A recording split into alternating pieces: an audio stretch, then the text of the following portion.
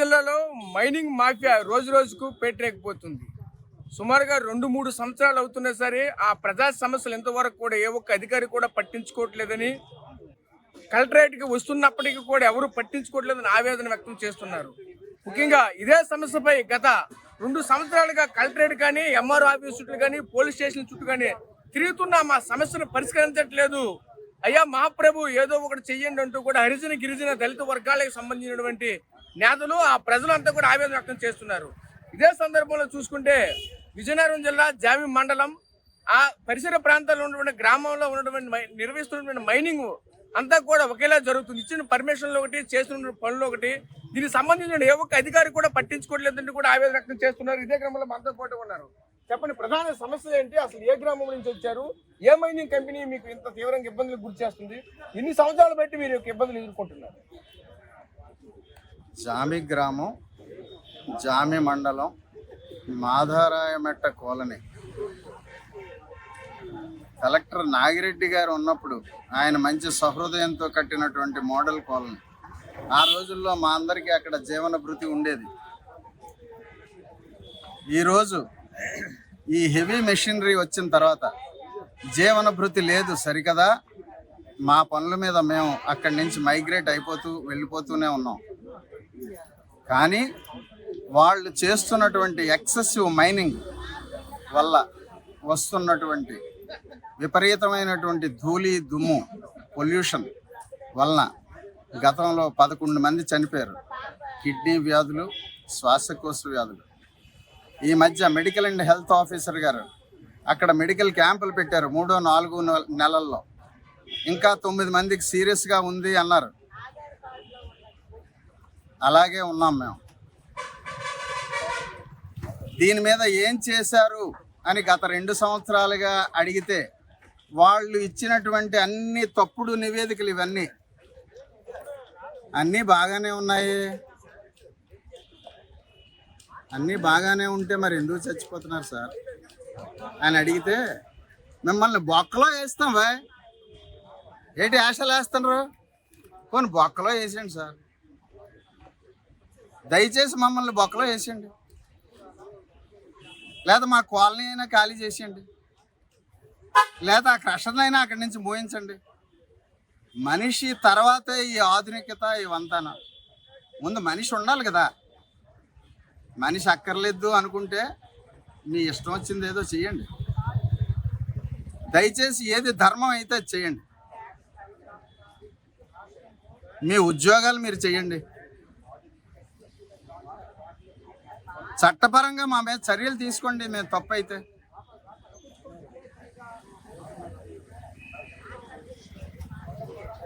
దయచేసి మమ్మల్ని జైల్లోనైనా పెట్టండి, లేదంటే ఆ కాపీలు కాంక్రీట్ క్రషర్ని మూసైనా మూయండి. ఏ కాగితాలు లేవు వాళ్ళ దగ్గర. వాళ్ళతో పాటు కొంతమంది వచ్చారు ఈ మధ్యన హైవే అని, వాళ్ళ దగ్గర ఏ కాగితాలు లేవు. వాళ్ళు విపరీతంగా బ్లాస్టింగ్ చేస్తున్నారు.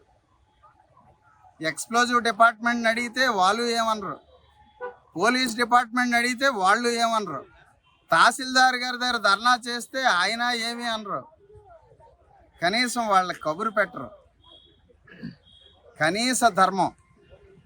ప్రతి నెల జీతం ఇస్తున్నారు కదయ్యా, మా పన్నులతోనే కదయ్యా మీరు జీతాలు తీసుకుంటున్నారు. మీ పని అయినా మీరు చెయ్యండి అయ్యా. మరి భగవంతుడే కాపాడాలి మమ్మల్ని. అదేదో విన్నవించుకుందామని కలెక్టర్ గారి దగ్గరికి వచ్చాం సార్.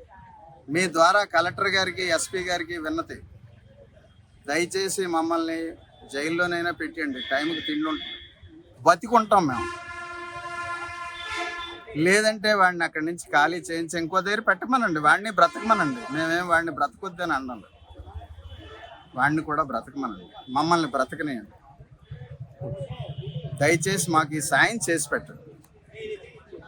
సో మీరు చెప్పండి, అసలు ప్రధానంగా ఈ మాధవరాయమెట్టలో ఎటువంటి మైనింగ్ జరుగుతుంది? అక్కడ ప్రజలు ఏంటి ఇబ్బందులు పడుతున్నారు? ఏం జరుగుతుంది అక్కడ? జామ మండలం మాధవరాయమెట్ట మేజర్ పంచాయతీలో ఉంది. మాధవరాయమెట్ట అంతా గిరిజనులు, ఎస్సీలు, బ్యాక్వర్డ్ క్యాస్ట్ అంతా నివాసం ఉన్న ఒక కాలనీ. అది గత 40 ఏళ్ళుగా గత 40 ఏళ్ళుగా రాళ్ళు కొట్టుకుంటూ ఆ ప్రాంతం అంతా క్వారీల మీద ఉపాధితో బతికిన ప్రజలందరూ నేడు ఎవరికి అందులో బతుకులేదు.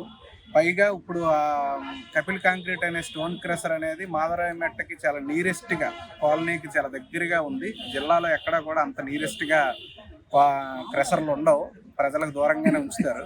కానీ దీన్ని తీయడానికి మనం గత 2 ఏళ్ళుగా పోరాటం చేస్తున్నా తీయట్లేదు. పొల్యూషన్ కంట్రోల్ బోర్డు వాళ్ళు షార్ట్బుల్ ఏరియాకి వెళ్ళిపోమని చెప్పడమే తప్పితే కానీ అక్కడి నుంచి క్రషర్ని తరలించడం లేదు. దీనివల్ల కిడ్నీ వ్యాధులు ఇప్పటికే 10 మంది దాకా చనిపోయారు.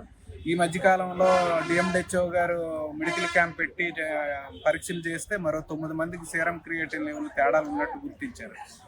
మేము ఎన్ని రిపోర్ట్లు చేస్తున్నా ఇప్పటికి కలెక్టర్ గ్రీవెన్స్కి ఒక 30-40 అర్జీలు ఇచ్చారు. అయినప్పటికి కూడా ఫలితం లేదు. అర్జీలు తీసుకోవడం, అధికారులు వెళ్ళి వాళ్ళతో సెటిల్మెంట్లు చేసుకోవడం తప్పితే కానీ సమస్య పరిష్కారం చేయట్లేదు. ఇప్పటికైనా గతంలో సిపిఎం ఆధ్వర్యంలో కూడా తహసీల్దార్ కార్యాలయం ముట్టడించాం. ఇంకా ఇప్పటికైనా దీన్ని పరిష్కరించకపోతే భవిష్యత్తులో ఇంకా పెద్ద పోరాటం చేయాల్సిన అవసరం.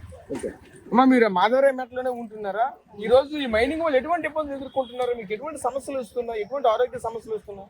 ఆ దుమ్ము ధూళి వల్ల చాలా మంది ఆరోగ్యం కోల్పోయారు, చాలా మంది చచ్చిపోయారు. ఇక మీదటైనా ఆ క్రషర్ తీసేస్తే ఉండేవాళ్ళైనా కొంత ఆరోగ్యంగా ఉంటారు. ఆ క్రషర్ అయినా తీసియండి, లేకపోతే ఆ కాలనీలో ప్రజలైనా ఖాళీ చేయించి మాకు ఎక్కడో నివాసం ఇప్పిస్తారని కోరుకుంటున్నాం. ఓకే, సో చూసాం కదా, ఈ మాధవరాయ మెట్ట గ్రామానికి సంబంధించినటువంటి ఆ ప్రజలంతా కూడా ఒకటే వేడుకుంటారు, మమ్మల్నే ఖాళీ చేయండి, అక్కడ ఉన్నటువంటి మైనింగ్ నైనా ఖాళీ చేయండి అంటూ కూడా చెప్పుకోసం నేపథ్యం కనిపిస్తుంది. సుమారుగా చూసుకుంటే గత 3-4 సంవత్సరాలుగా ఆఫీసుల చుట్టూ తిరుగుతున్నాం కానీ ఎటువంటి ఫలితం కూడా రావట్లేదంటే కూడా తీవ్ర ఆవేదన, ఆందోళన వ్యక్తం చేస్తున్న పరిస్థితి కనిపిస్తున్నాయి. అక్కడ ఉన్నటువంటి స్థానికంగా ఉన్నటువంటి అధికారులు కూడా ఎవరైనా సరే బెదిరించి అదిరిస్తున్నారు తప్ప కానీ మమ్మల్ని అయితే మాత్రం ఎటువంటి చర్యలు తీసుకోవట్లేదు. మీరు చెప్పినటువంటి దానికి ఏది కూడా చేయట్లేదు. అక్కడ వచ్చినటువంటి మైనింగ్ సంబంధించినటువంటి అధికారులకు లేదంటే అక్కడ నిర్వహిస్తున్నటువంటి ఆ యొక్క యాజమాన్యాల దగ్గర లంచాలు తీసుకుని పబ్బాలు గడుపుతున్నారు తప్ప కానీ మమ్మల్ని అయితే ఎవరు పట్టించుకోవట్లేదని కూడా తీవ్ర ఆవేదన వ్యక్తం చేస్తున్న పరిస్థితి కనిపిస్తున్నాయి. Camera person Naidu, Rajesh, RTV, Vizianagaram నుంచి. Local to global news at your finger tips. మీ చేతిలో ఒక ఆయుధం. Download raw TV app. Media legend Ravi Prakash is back.